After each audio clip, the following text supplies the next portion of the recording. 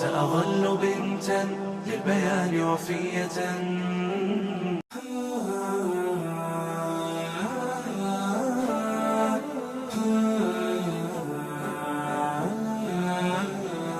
في مثل هذا حارت الأفكار وكبى الخيال وتاهت الأشعار وتنفست تلك القلوب مشاعرا للسعد في أيامنا تذكار. فالشكر حان وأجهشت عيني على دار لروحي في رباها دار وكأنني بنت ستشكر أمها.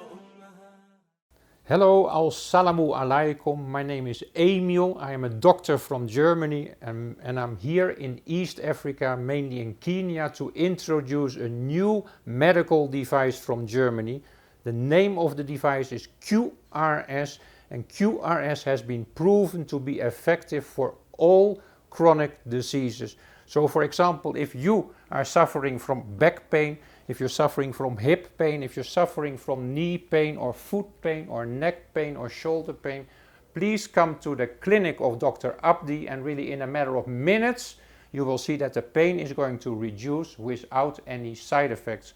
Also, it is not just for treating pains, it is also if you suffer from neurological issues. For example, you have someone who in the family who has suffered from a stroke, or you suffer from heart issues, you have high blood pressure, or you suffer from breathing issues, asthma for example, please come to the clinic of Dr. Abdi and we can help you really in a matter of minutes. You're going to breathe much better, your blood pressure goes down, your brain will function better, you're diabetic, your blood sugar levels will go down with the system called QRS. بسم الله الحمد لله.